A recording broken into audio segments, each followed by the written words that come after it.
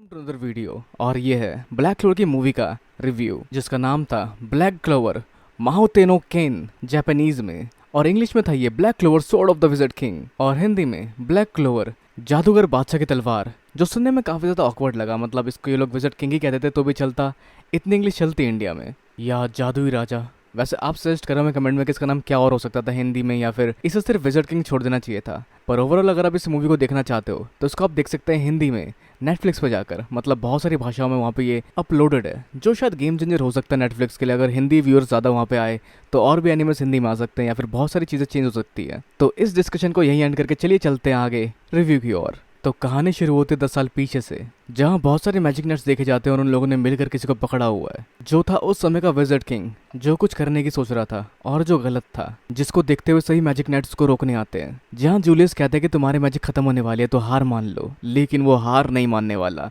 जहाँ उसे गले में लटके चाबियों के छल्ले से अलग तरह का गेट खुलता है और उनसे निकलती है मैजिकल पावर, जो इन सब की पावरों को काउंटर करना शुरू कर देती है। और साथ ही उसके पास होती है एक तलवार, और वो तलवार होती है इंपीरियल स्वॉर्ड एलिस डोकिया। और साथ ही उस समय का विज़र्ड किंग इन सबको डोमिनेट कर रहा होता है, जिससे इन सब का लड़ना साथ मिलकर भी काफ़ी मुश्किल हो जाता है। पर जहाँ ये विज़र्ड किंग बात कर रहा है कि एक ऐसी दुनिया बनाएगा जहाँ सभी मिलकर रह सकेंगे, कोई भेदभाव नहीं होगा, सब साथ मिलकर हंसी खुशी रह पाएंगे। और सही बात है, ऐसी दुनिया बनाने में गलती क्या है, ये लोग उसको रोक क्यों रहे हैं, जो शायद हम आगे पता चलेगा। पर जहाँ पर सभी मिलकर इसको रोकना शुरू करते हैं और इसकी पावर से काफ़ी ज़्यादा डोमिनेट हो रहे होते हैं। जहाँ जूलियस कहते हैं कि तुम्हारी इस दुनिया का कोई भविष्य नहीं है, इसलिए हम तुम्हें रोकेंगे। और उस विज़र्ड किंग को अपने टाइम बाइंडिंग मैजिक में कैद करके उनके हाथ से वो तलवार लेकर बहुत सारे लेयर बनाते हैं अपने टाइम मैजिक से, और उनको सील कर देते अपने माथे बने उस मार्क के अंदर। पर जाते जाते वो कुछ ऐसा कहता है जो हमने कई बार सुना है कि मैं हार नहीं मानूंगा, कभी हार ना मानना, कभी हार ना मानना ही मेरा मैजिक है। तो इस सभी के साथ वहाँ मौजूद सभी लोगों ने साथ मिलकर हरा दिया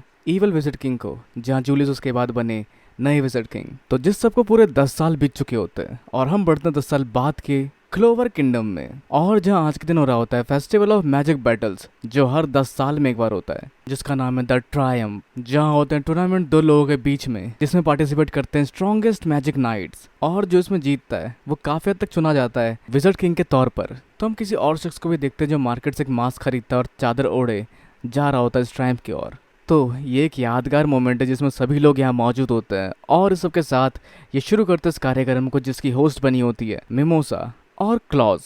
पता नहीं क्यों, शायद इसलिए कि वो गोल्डन डाउन्स के मेंबर है। तो आगे इस टाइम के टूर्नामेंट को शुरू करने के लिए सामने आता है यूनो, जिसकी कई सारी फैंस भी यहाँ देखी जाती है। पर आस्था इसमें पार्टिसिपेट नहीं कर सकता क्योंकि उनका पूरा स्क्वाड ही डीमन ट्रायल के वजह से भी बाहर है इस टूर्नामेंट से, जिससे थोड़ा सा उदास जरूर होगा वो। पर कोई और शख्स यहाँ पे मार्क्स धारण करे आता है, जो होता है द मार्क्स्ड वन, जिसको विज़र्ड किंग देख के पहचान लेते हैं कि कौन है ये, जो वैसा भी बच्चे वाले रूप में और भीड़ का हिस्सा बने हुए हैं। तो एक सेकंड के लिए हम स्टोरी से हटके आगे बढ़ते हैं, जहाँ पर अगर हम इसको स्टोरी में फिट करने की कोशिश करें तो ये वो वाला समय होगा जब ये लोग ट्रेनिंग कर रहे होंगे डीमन से लड़ने के लिए, क्योंकि ये गेटअप सारे नए हैं। पर डीमंस को हराने के बाद से थोड़ा पहले का ही रहेगा ये, क्योंकि उस समय कई सारे नए और स्पेल देखे गए जो इन लोगों ने इस्तेमाल किए थे, जो इसमें नहीं देखे जाएंगे। इसलिए तो बढ़ते आगे दोबारा कहानी पर, जहाँ पर सामने आता है वो मास्क्ड वन मैन, जिस पर हमला करता है यूनो, और जिसके वार को ये अपने तलवार से काउंटर कर देता है। और ये आस्था के अलावा और हो ही कौन सकता है। तो वैसे शुरू होने वाला है, जिस बीच कुछ और लोग देखे जाते हैं इस कोलिसियम के चारों ओर, और जिनमें से एक इस्तेमाल करता है बैरियर मैजिक बूडू शैनग्रीला, जिससे इस कोलिसियम के आसपास एक शील्ड बन जाती है जो ढक लेती है इस पूरे कोलिसियम को, जिससे लोग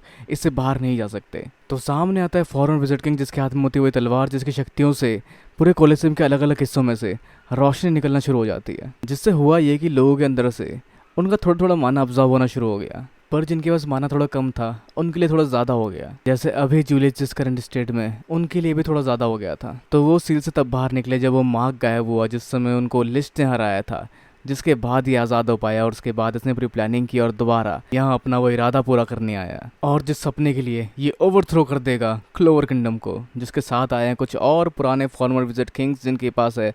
उन सबकी कमाल कमाल की शक्तियाँ। जिसमें से एक शक्ति को हम देख पाते हैं जिनके पास होते हैं उनके कई सारे प्यादे, जो टपकते हैं ऊपर आसमान से और उसके बाद चारों तरफ फैल जाते हैं, और उनका आकार भी बड़ा हो जाता है, जिसके साथ ही वो वहाँ मौजूद लोगों पे हमला करने वाले होते हैं। लेकिन तभी हम मार्क्समैन पहुँचता है उन्हें बचाने के लिए, जो होता है आस्था और तलवार से उनके उस स्पेल या डॉल को काउंटर करना शुरू कर देता है, और लगातार सबको हरा रहा होता है। तो वहीं कुछ और टीम भी होती है जो लोगों को वहाँ से बाहर निकलने में मदद कर रही है, लेकिन बाहर बना हुआ बैरियर इनके मैजिक से नहीं खुलता। और आस्था फिर निकालता डीमन ड्यूलर स्वॉर्ड, जिसके साथ भी लगा होता है इनको हराने में, और तभी उसकी मदद करने पहुंचता है यूनो। और आगे इस फाइट में उसे एक प्यादा मारने वाला होता है, लेकिन जिसके अगेंस्ट नोलिल उसको बचाती है अपने सी ड्रैगन रॉड मैजिक से। तो दोनों का टीम अब यहाँ फॉर्म होता है और दोनों लगे होते हैं हराने में, और उनकी संख्या यहाँ कम होने का नाम नहीं लेती, जो बढ़ती चली जाती है और बढ़ती चली जाती है, जिसमें से एक पिरामिड बना के आस्था को घेर भी लेते हैं, जिन सबको भी समहाउ आस्था काउंटर कर लेता है। तो जूलियस, जिनके आगे खड़ा था वो फॉर्मर विजिट किंग, वो देख पाते हैं बाकी 3 लोगों को, और ये तीनों भी एक टाइम पे विजिट किंग हुआ करते थे। तो वो जो जज कर रहे होते हैं आस्था को कि ये ठीक कैसे है,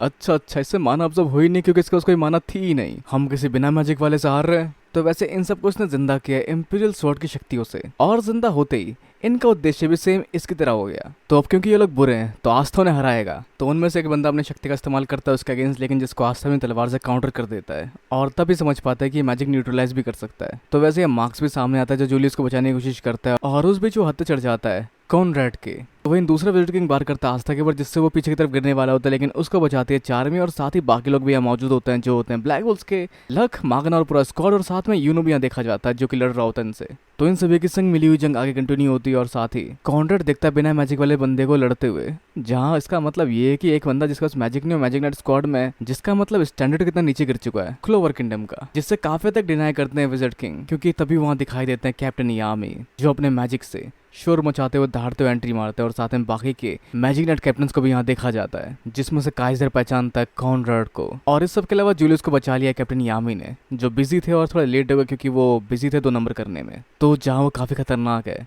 जिस बारे में आस्था कहता है, पर ये सच है इसको कंफर्म करते हैं विजिट किंग, और लाने की बात करते हैं मैजिक टूल जो कि डेवलप कर रही थी नैरो रिसर्च लैब ब्रांच 0 से। तो जैक अपनी हमें जाना नहीं चाहते और वो भेजने की बात करते हैं आस्था को, लेकिन इसी बीच दोबारा हमला करता है वो आइस वाला शख्स जो काफी सारे वार करता है इनके ऊपर, पर उसका सामना करने जाता है कैप्टन यामी, और जिस बीच नोएल घसीटती हुई ले जाती है आस्था को और फिनल के साथ उस लैब की ओर। तो जहाँ इनमें से एक विजिट किंग काफी तक इम्प्रेस होता है इस बैटल मैजिक को देखकर, जो शायद पहले नहीं हुआ करती होगी, और उनकी तरफ बढ़ने वाला होता है, लेकिन उसको रोकते हैं यूनो, और साथ में ड्रिल, और साथ ही बर्फीले मैजिक को यूज करने वाले को रोकते हैं कैप्टन यामी और लिल ब्रोगलियन, जिसके साथ ही वो यूज करता है एक नए स्पेल का। तो इंपीरियल स्वॉर्ड काफी सारे मैजिक को ऑब्जर्व कर सकता है, और इसमें ऑब्जर्व किए मैजिक को कैसे भी इस्तेमाल कर सकते हैं वो, जिसके इस्तेमाल से हो सकता है कि पूरे किंगडम को भी वो डिस्ट्रॉय कर सके इस इंपीरियल स्वॉर्ड के इस्तेमाल से। और साथ ही जितने लोग मौजूद थे इस स्टेडियम में, उन सबकी शक्तियाँ भी ऑब्जर्व कर चुका ये तलवार, जहाँ कॉनरैड अपने कुछ और शक्तियों का इस्तेमाल भी करने जा रहा होता है, लेकिन तभी यहाँ आते हैं फिंगलियन और नोजल सिल्वा, जिनके हमलों को देखते हुए उसको अपने हमले रोकने पड़ते हैं, जिन्हें आने में टाइम लगा, जो यहाँ से बाहर निकलने वाले लोगों की रक्षा कर रहे थे अब तक। तो कॉनरैड को तो पहले भी इन्होंने काउंटर किया था और हराया था या फिर सील किया था,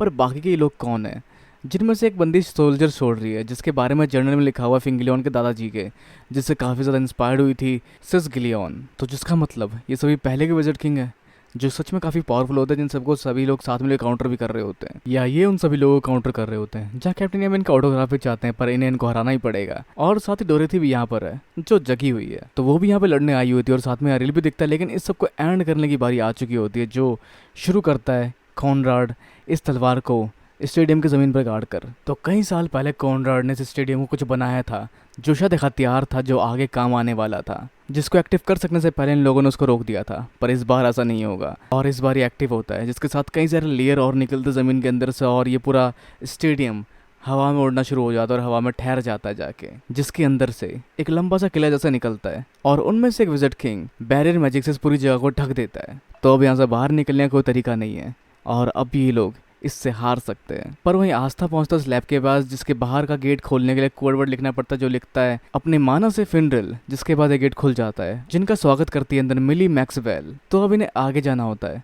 जिस जगह के लिए इन्हें गाइड करती है नैरो, और जो इनोवेशन इन्होंने की है उसमें काफी तक सैली का बहुत बड़ा हाथ है। तो अब आगे लोग जाते हैं उस लैब की ओर, जिससे पहले फिनरिल पूछता है क्या तुम जानती हो कॉनरैड लेटो के बारे में, जो वो पूछता है नैरो से, जो कि 500 सालों से यहाँ पर है। तो बताती है उसके बारे में। कॉनरैड लेटो जो कि 27वां विजिट किंग था, तो विजिट किंग बनने से पहले वो था एक मैजिक नाइट कैप्टन, जो वैसे उस समय भी काफी फेमस था, जिसका ट्रैक रिकॉर्ड भी काफी बढ़िया था, और लोग भी उससे प्यार करते थे, और जिस सबको देखते हुए उसे चुना गया विजिट किंग के तौर पर।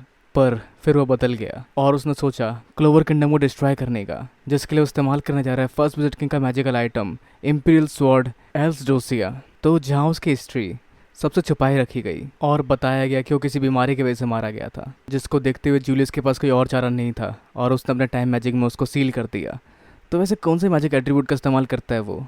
उसका मैजिक एट्रीब्यूट है की मैजिक, जो अपने की मैजिक से मैजिक स्पेस खोलता है और उसके अंदर बहुत सारे मैजिक एट्रीब्यूट इकट्ठा कर सकता है, जैसे मैजिक टूल और ग्रीमोर्स की शक्तियां भी, और पूरा का पूरा मैजिक तो ऑब्जर्व कर ही सकता है। वो दूसरों का मैजिक चुरा कर उन पर उसका इस्तेमाल भी कर सकता है जैसे वो चाहे वैसे। तो वैसे इनके लैब के अंदर का सफर काफी लंबा होता है। तो ये जो चीज लेने आए लैब के अंदर से वो है वो मैजिकल आइटम जो इस इंपीरियल स्वॉर्ड को कंट्रोल कर सकती है। तो ये था कहानी का पार्ट 1। इसको मैंने 3 पार्ट में बांटा क्योंकि कहानी काफी लंबी जा रही थी एक पार्ट के अंदर, जहाँ ये काफी ज्यादा लेंथी बनता चला गया। तो जानेंगे ये कहानी इसके अगले पार्ट में कि क्या हुआ आगे। तब तक के लिए जुड़े रहिए, सब्सक्राइब कीजिए और मिलते हैं आपसे इसके नेक्स्ट पार्ट में, जहाँ हम जानेंगे कहानी का आगे का सार।